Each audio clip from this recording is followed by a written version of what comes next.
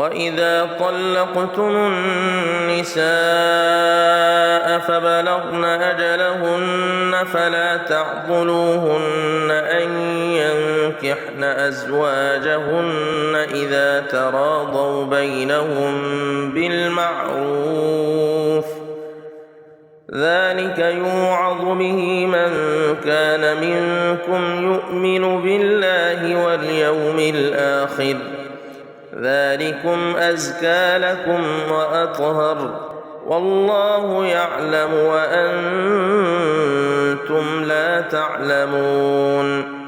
والوالدات يرضعن أولادهن حولين كاملين لمن أراد أن يتم الرضاعة،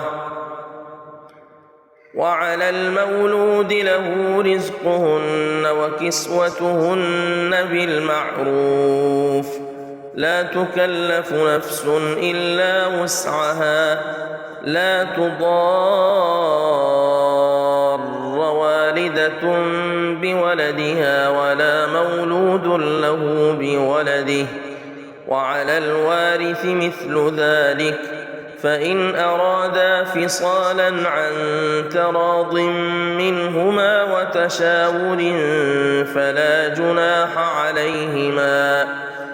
وإن أردتم أن تسترضعوا أولادكم فلا جناح عليكم إذا سلمتم ما آتيتم بالمعروف، واتقوا الله واعلموا أن الله بما تعملون بصير. والذين يتوفون منكم ويذرون أزواجا يتربصن بأنفسهن 4 أشهر وعشرا، فإذا بلغن أجلهن فلا جناح عليكم فيما فعلن في أنفسهن بالمعروف، والله بما تعملون خبير. ولا جناح عليكم فيما عرضتم به من خطبة النساء أو أكننتم في أنفسكم، علم الله أنكم ستذكرونهن ولكن لا تواعدوهن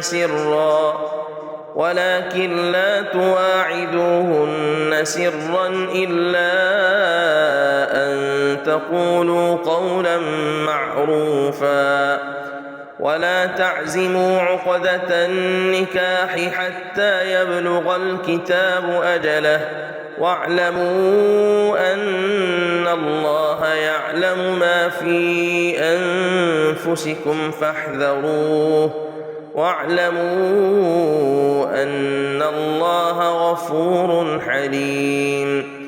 لا جناح عليكم إن طلقتم النساء ما لم تمسوهن أو تفرضوا لهن فريضة، ومتعوهن على الموسع قدره وعلى المقتر قدره متاعا بالمعروف، حقا على المحسنين. وإن طلقتموهن من قبل أن تمسوهن وقد فرضتم لهن فريضة فنصف ما فرضتم إلا أن يعفون أو يعفو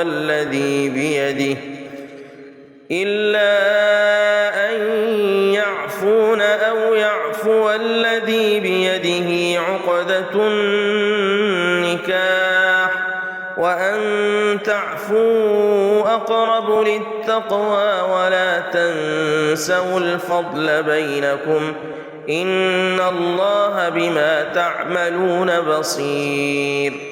حافظوا على الصلوات والصلاة الوسطى وقوموا لله قانتين.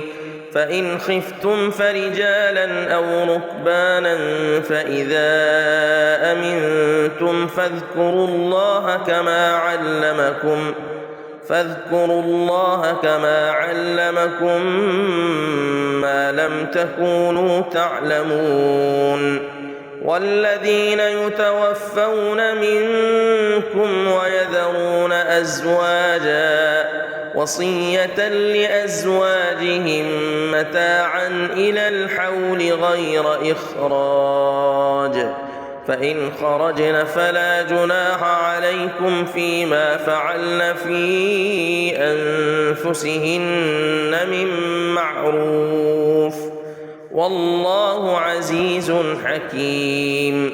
وللمطلقات متاع بالمعروف حقا على المتقين، كذلك يبين الله لكم آياته لعلكم تعقلون.